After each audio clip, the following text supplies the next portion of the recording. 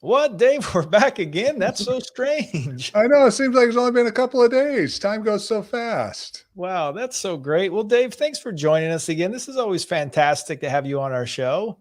Always glad to be here. One of the funnest parts of my week.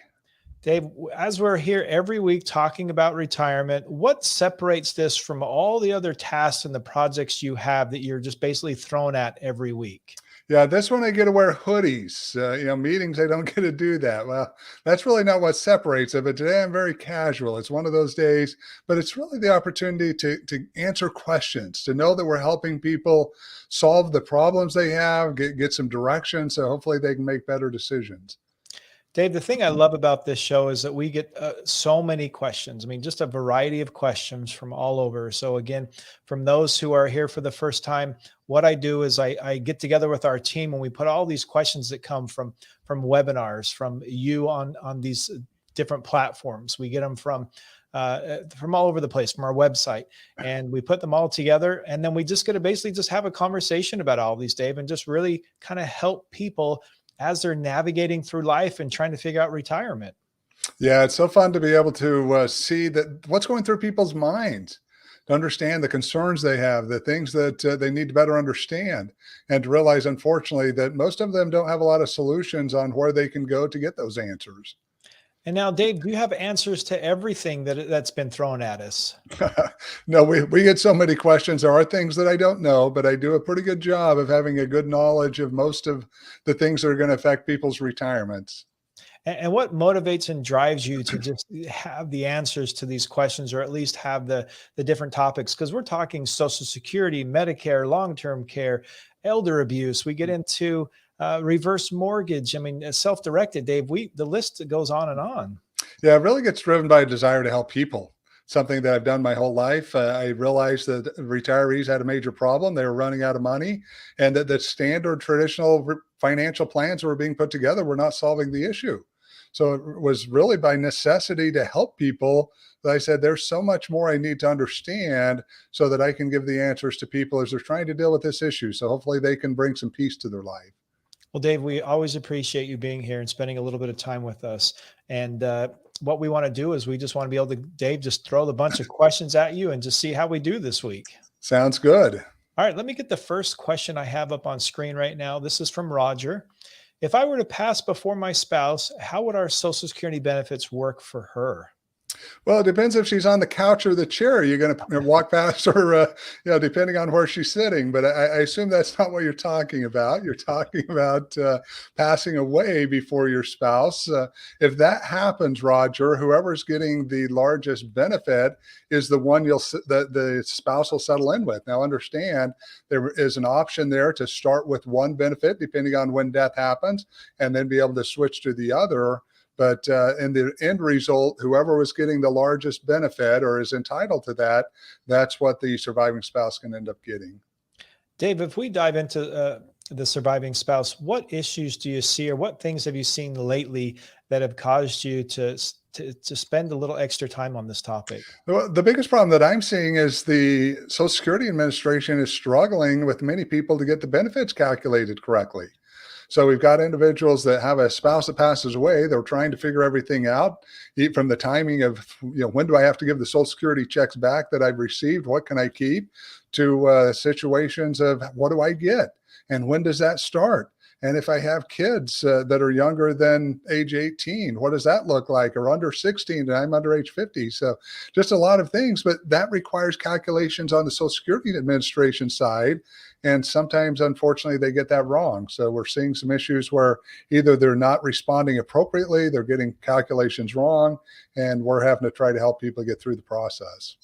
Dave, as we talk about the survivor spouse here, what other instances do you see where maybe somebody's saying, "We're going to take care of me, and then we'll figure out when you get to your spot"? I mean, do you see people like that and things like that happening? Yeah, we see it all the time. And if you look at it, where we see it really in couples is you're so used to being together for many of them. You have people that have been married 20, 30, 40 years. By the time they get into retirement, they're thinking that it's always going to be that way. So they reach age 62, they look at what their costs are. They say, hey, let's go ahead and take Social Security now. And it works because there's two spouses and both of you are getting benefits, and you may have some retirement assets that you mix into there. Well, then all of a sudden one of you passes away, and instead of getting, let's say $1,500 that was working for your budget, now that surviving spouse getting $1,000, but they still have many of the same expenses. Even though you're gone, they may still, if you're have a mortgage still by chance at that time, you've got that payment. If you're looking at the utilities and everything. So what we're seeing is people are not planning appropriately for what happens when one of us dies. What's retirement going to look like for the surviving spouse? Well, Dave, I want to continue on because we've got tons of questions here, but let's move on. I know this topic is very near and dear to your heart because that is something that we do get a lot of questions on. All right, Dave, my next one here is from Zoe. And does it make sense to recommend long-term care insurance at age 70? It can. Now, you're getting to an age that's going to get very expensive. You can get these policies up until age 85. Very few of the people in America would I recommend that for, because the cost is going to be so high. And again, realize getting the insurance policy, you can't already have pre-existing conditions. So again, if you're buying something at 85, one would have to be able to get it. But even at 70, find a lot of people that are starting to have some of those problems that would lead to you wanting to buy a long-term care policy. And now you're in a situation where you may not be able to get it. So it can be done. I would also look at life insurance with a chronic illness rider. But again, as we get to age 70, that's really the cutoff. We start seeing the cost benefit not work out so well for many people. And Dave, I didn't get to put this note in there, but I'm just reviewing the question that came in, and it said Zoe's client is asking because it's a 70-year-old without any major health concerns or complications. Yeah, and obviously when you look at that from an individual side, would look good, and from an insurance company side may even look good. They're saying, hey, look, we'll go ahead and insure someone that's healthy, but realize they don't have enough time to build up the growth on the assets to really make it to where it's a very cheap option for you. Because if you look at these long-term care policies, they don't have the drop-off rate that many insurance products have. So if you have term insurance, 99% of you are going to get rid of that insurance before you ever face a claim. That's why it's so cheap, as you're buying insurance that most people are never going to use. We look at long-term care. If you've only got about 10% of the people dropping these policies, that means that most of what's being paid out by that, especially when you look at the costs that go to the insurance companies, most of it is being paid out, is coming out of the money you put into the plan. Well, if you've got maybe 10, 15 years left, going to be pretty expensive to build versus if you had bought that same policy at 30 and it would have had the opportunity to build over that time. So Dave, is there an appropriate age that we can start looking into purchasing this long-term care insurance? I would say 40 to 50. I know we bought some policies clear back in our 20s. One of them that we still have paid up in full, going to be available. Now, it is not inflation adjusted. So by the time we get there, we'll need supplemental insurance to deal with that. But the sooner you can buy these products, because it's all about time value of money. Yes, they're going to go up from a cost standpoint. And it's also all about paying for it as quickly as you can, because that policy I bought years ago that's going to provide, I think it's $350 a day, which really is not horrible when we look at a benefit that we'd even have today. But if you look at that benefit and you say, whatever I paid for that policy, I don't even remember, if I were still paying for that, I'll guarantee I paid way more than what I paid because we just paid it off initially. Do you see a lot of people running into this issue, Dave, that you're talking about? Far more than we'd like. Working with an individual right now, 87 years old, between him and his wife, what they're projecting for their policy premiums, over $30,000 between the two of them. She's 84, he's 87. No death benefit to this CR, which means if they stop paying at all that money they paid for one of these policies goes back almost 30 years, that would be gone. The insurance company would get to keep every penny of that. But yet, can you imagine being in retirement and it's costing more than really most people are getting in their Social Security checks? Yeah. So they're saying, hey, I've got to have enough other assets. And luckily, this individual does have enough assets to cover it. But they're saying, who wants to pay $30,000 if I'm not going to be able to use this? Now, if it was a guarantee they're going to have an event, yeah, sure, we'll pay it. It's going to be 300,000 or 400,000, but they could easily pay the 30 for another 5 years, die peacefully in their sleep, having spent another 150 grand.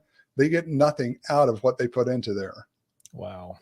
Well, Dave, I'm so glad you are here answering questions and helping everyone out because, again, we have talked about Social Security. We're talking about long-term care insurance.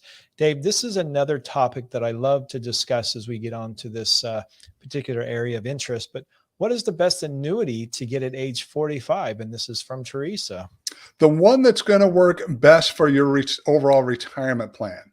Now, that may sound like a cop out answer saying, hey, aren't you going to tell us that there's some magical annuity out there that we should get? Yes, there are products that are going to work better than others. And we do like the indexed annuities better than the variable annuities. But again, what's your goals? What are you trying to accomplish? How much principal protected income do you want?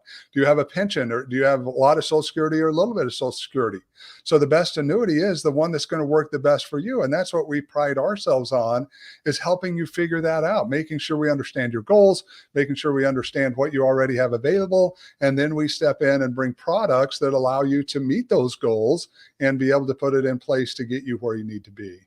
Dave, I love that you bring up, what are your goals? Because I think a lot of us just say, well, my parents got an annuity and I think I need one of those. They're not saying any particular kind. They're not saying it's a fixed index annuity. They're just saying they got one. So they're coming and saying, hey, I just need whatever my parents had. But your goals are going to be different from what your parents were. And that's why I love the fact that you talk about that, because all of us are on different paths. We're all going to be in retirement differently as well. And CR, they're not the only ones saying that. What's sad about annuities in many situations with many advisors, hey, the guy that got me into the business sold someone annuity, I should too. Well, no, not if it's not the right product. Now, again, let's not look at our best interest. That's what's got annuities such a bad name, which they should not have. When we get a good one, it's something that can really help us. Again, we took a whole industry, wiped it off of our retirement planning for so many Americans when it shouldn't have happened, but it was because of greed of advisors that sold the wrong things and didn't educate themselves. When yet here we did, all we did is ruined a lot of retirements that could be performing better with the right annuity products and have more safety, and yet they get in the way. And I'm not by any means saying every advisor is bad, but we don't get to the places we get in our industries and the regulations we have if all the advisors are doing what they're supposed to. I love that advice. Dave, if we're out there and we're meeting with different advisors, we're talking to people, what do you have for us? What can you share with us? Maybe there's an insight of what we need to look for, because there's so many, I can tell you, Dave, from radio to TV, I see stuff everywhere. And I just really need to know what I need to do. Yeah, my biggest thing that I look at is education. People need to be educated more on products. There's no rush. You're also looking at it from that side, that you didn't have one of these products for 50 years. You don't need one within the next 2 weeks. You can wait 4 weeks in most situations. Now, again, if you know there's something coming up that's going to require it or may prevent you from putting it in place, maybe we're going to hurry a little bit. But you need to be educated. Now, that doesn't mean educate yourself to a point that you can't make a decision. Make sure you understand how it's going to work. And then you should be the one making the decision. Yes, we're, as advisors, we're here to say, yeah, I've got them in my retirement. I would use it in your situation. If I were doing what you're doing, this is the way I would structure it. But ultimately, it's got to be your decision. It shouldn't be us saying, hey, sign on the bottom line. We're going to make this happen. And you feel guilty that if you don't, somehow you've ruined a relationship with someone that's invested their time and effort into you. That's not what our job is. It's to get you to your goals and do your plan. But also, we do need to encourage you to make decisions so you do, that we don't just fall into a trap of making no decision once we get the education. And Dave, I really appreciate that advice. And let's keep going on our path here of questions. This is from Cynthia. Cynthia is 66. How can I protect my assets from a market downturn? Yeah, the best way you can do this, Cynthia, is principal protected products. But we need to talk about this, because what many people envision a principal protected product and what a true principal protected product is outside of just a market downturn are not the same thing. Now, if you're just looking to protect from a market downturn, go put it in a bank account, certificate of disappointment, money market account. You're not going to lose your money. The problem is now you've subjected yourself to inflation risk. We've got 8 to 9% inflation, and interest rate on those accounts of maybe 1 to 2% at tops. So if you're just looking to get out of market risk, go ahead and go with the FDIC insured accounts. But most people, that's not truly the end of the question. The end of the question is, how do we not lose 20%, but also have the opportunity as the markets turn and start going back, we can start making money without having to somehow try to time the market. say, hey, on this day in history, we're going to move all of our money out of cash into the market, and hopefully we're smart and we can make that decision. Well, that's not what we're trying to do. So what you're looking at is items like structured notes, which right now with the interest rates the way they are, not great. Indexed annuities, indexed life insurance, both have floors inside of the product to where if the market goes down at all, you don't take a ride with it. Dave, right now, we're just seeing a lot of panic out there in the world. And what can we do to help those people who aren't going to be doing panic purchases through this process or dumping? Because again, we're starting to see things like this happen. Yeah, well, think back of events that have happened in our life. Look back during the initial pandemic period. What did everybody go do? They went and bought all the toilet paper, and you couldn't find toilet paper because people panicked last minute. Well, guess what? Someone that's got that toilet paper in their home already, big deal, didn't affect me. Okay, and I happen to be one of those. We didn't buy any toilet paper. I think right now, oddly enough, we got a bunch at a ball game. Our whole family went. We got probably a 4 to 5 year supply that was given to us as a giveaway at the ball game. Kind of a weird thing, but if you look at it, it's being prepared, CR. The problem is people are not being prepared. And so when these panics happen, they got to join the masses and try to get in line and figure it out. But if we can join the mass, do individual planning in advance before the market downturns, I'm not worried about what the market's doing right now, CR. Yeah, my annuities aren't going to perform well this year, but hey, I didn't take a 20% downturn in those products. Yes, I still have some money in the market, but that's 10 to 15 years before I have to touch it. So let it stay there. Not going to affect me so much when I look out at that percentage of my retirement. But for the retiree that's all of a sudden lost, and we've had many of them call us. I was thinking about this the other day. I was talking to another financial advisor or another person that was working with an advisor. The market had dropped 25% in their portfolio, and the advisor's trying to peacefully tell them it's going to be all right. You're not going to have any issues. Well, he doesn't know if it's going to go 40. He doesn't know if it's going to go 60. I mean, it can all sound good and happy. Someone comes to me, one of the best things that we do, especially if we're talking about these principal protected products. Yeah, you know what? You're going to get zero. Okay. Can you live with zero when all your friends just lost 40%? I can. Yeah, I wish I got a 5% rate of return, but this year we're getting zero. And when it comes back up, your new basis is the floor. And so as it comes back up, you're going to get the benefits and not, if it comes up 10%, you're not still down 30%. You're now ahead 10% more. So again, it's a whole different story, but it's helping people understand, put them in place before it happens, enjoy the ride. Again, feel some compassion for those who are having to go through it, but that doesn't need to be you.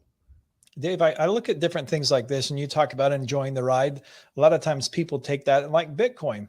Bitcoin had a great ride. I think it went up to like 40,000, but right now it's really not a great time to be on that roller coaster. And how do we help in this case? Because a lot of us are saying, hey, I still want to follow what the trend is and I want to be able to keep up, but it's different times. Yeah, most of us miss the opportunity. By the time it gets out to mainstream America, which is usually through news cycles or advertising companies that are trying to promote products, it's too late. Got to understand, if you're getting into most products by that point, it's way too late. And that was what Bitcoin was. When Bitcoin was being pushed around to people like myself on a somewhat silent market, and you could have bought it for absolutely nothing. Well, that's when those of us that didn't understand it, didn't buy it. And again, find that we didn't.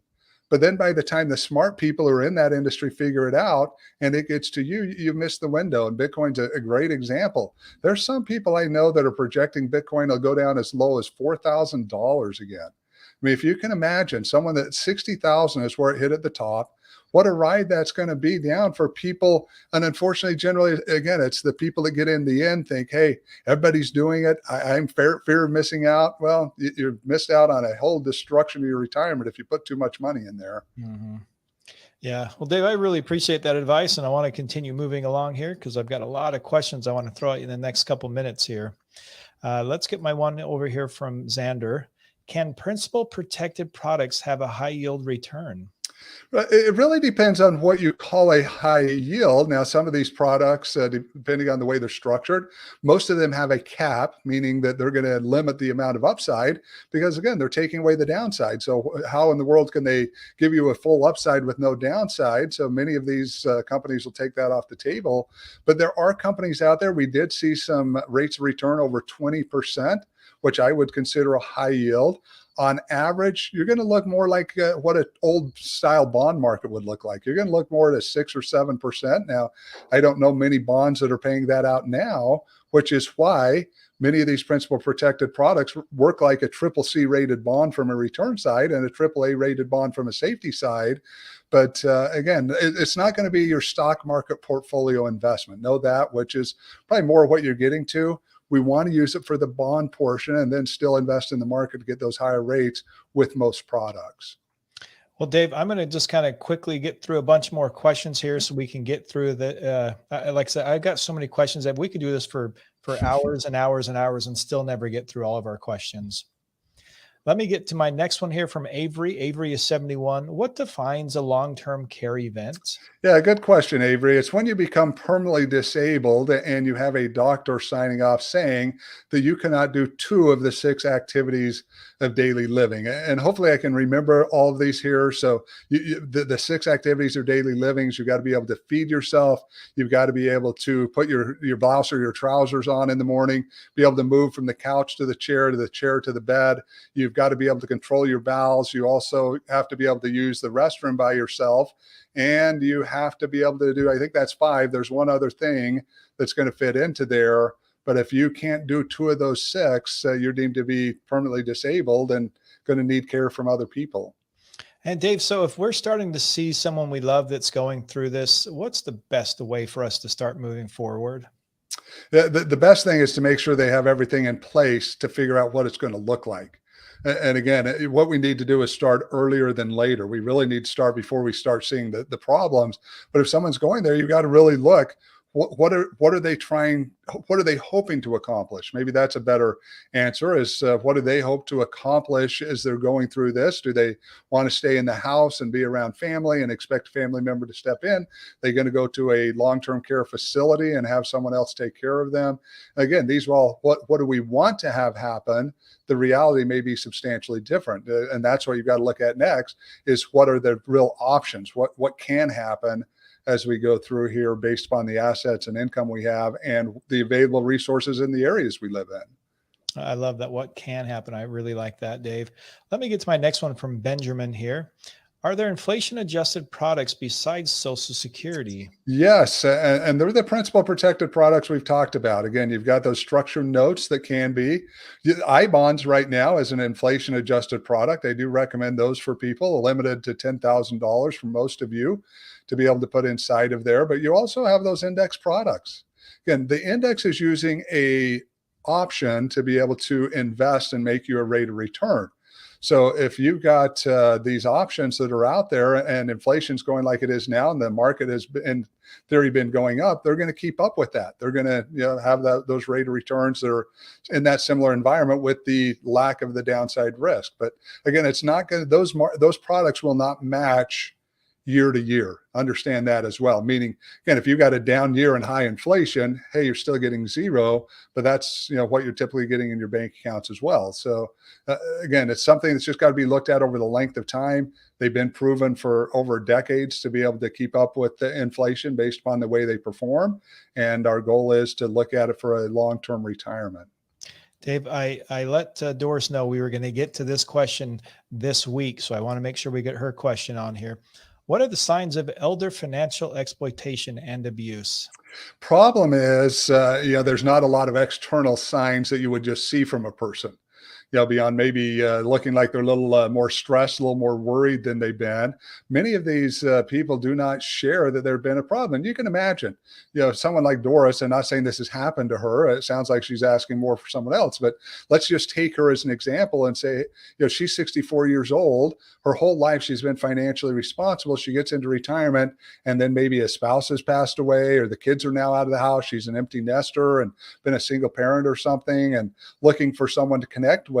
Someone comes into her life that is looking to take advantage of her financially versus for themselves. All of a sudden she loses a bundle of money, not real excited to go tell the kids or the financial advisor or friends, hey, I just got taken for $500,000. So again, a lot of it's emotional. How are they? You can look at spending patterns. If you've been around this individual and all of a sudden is someone that maybe went out and had dinner with you every night or one night a week for the last 2 years, and now they don't want to go out and come up with an excuse every week, could be a sign, could be other issues with that. And again, if you go around their house, another thing, oftentimes family members become ones who exploit these individuals. All of a sudden you go to their house and a lot of stuff's missing. We see that where people that had valuables laying around the house, all of a sudden they're gone. It could be a situation where they're trying to sell them off just to live, which means they've got an issue because they don't have enough money, or it could be a situation where someone's taking advantage of them. And Dave, I want to remind those that are interested in your podcast, they can go over and listen to you interviewing Dr. Peter Lichtenberg as you talk about this. A really great episode that dives into this. One of my favorite podcasts, talking to him because he's so smart on it. I love to talk about it because it's such a big problem. He's one who's provided solutions. He's written, I think, 7 books now, has resources, olderadultnestegg.com, his website, where he just really tries to help people solve the issue and deal with it if they've already, unfortunately, been exposed to it. Well, Dave, let me get to my last question for this show here. And let's see, this is from Chuck. What exactly is a life insurance retirement plan? So what it is a permanent life insurance policy that you're using for the purpose of using the money during your lifetime, not to pass as a death benefit. Now, it doesn't mean that there won't be a death benefit there, depending on how much of the money you end up needing, but it's structured to give you a tax-free growth, tax-free distribution in an environment where you can access that money before age 59 and a half and be able to use it to structure for your retirement. And also, if you don't use it as what many advisors refer to as a personal pension plan, because you can set it up to where you'd be taking an annual or monthly payment out of there.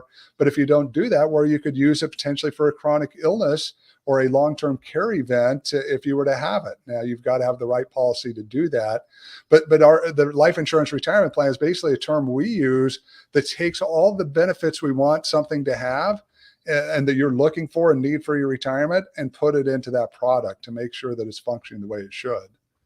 And Dave, if somebody's looking for a life insurance retirement plan, what's the best option for them to get started? They really need to reach out to our office, and you really need to look at a plan, in my opinion, first. Again, it's all great to go out there and someone shows you the latest lawnmower and you're thinking, hey, I got to go have that. It's unbelievable. And you and I have both been dealing with this a little bit on our own side, but hey, I'm going to go buy that new $5,000 riding lawnmower because everybody's giving it great reviews, and you get it home and you got a yard that's 100 feet. I mean, it's like, hey, this isn't going to work for me. Well, this is what's happening to some level with these life insurance products. People are being sold them by advisors because you come and say, hey, I want to buy one, without asking why. It ends up getting sold.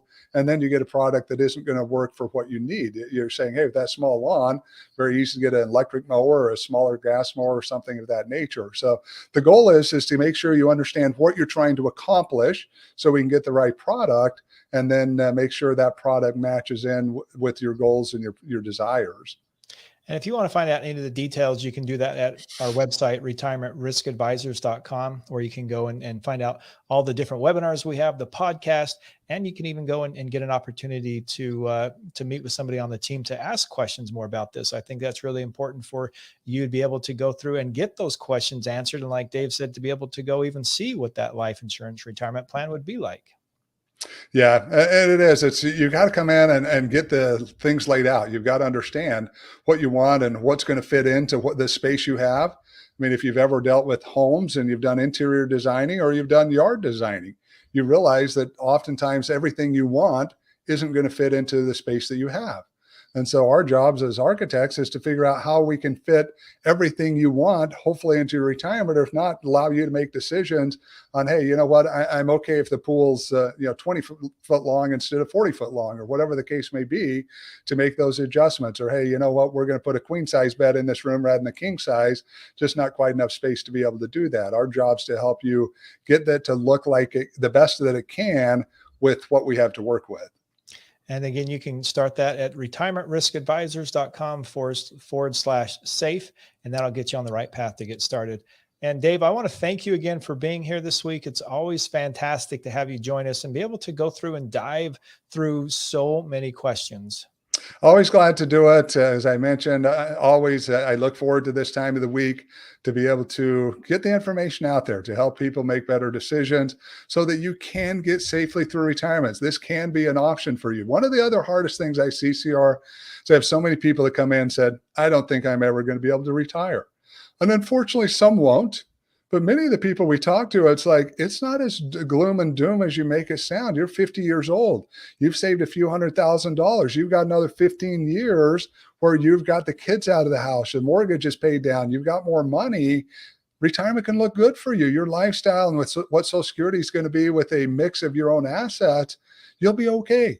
Now, again, there's others that some advisors have told they're going to look wonderful, and we have to, give them the bad news that, hey, looking at your health and family history, there could be some issues here that may cause an impact. But again, we've just got to look to doing the right thing for us to make it hopefully where we can be peaceful during our times of life and during the storms that happen and not have to worry like so many people do anymore. And don't forget, you can always catch us here every Wednesday at 11 a.m. Central Time. And we look forward to seeing you guys again next time.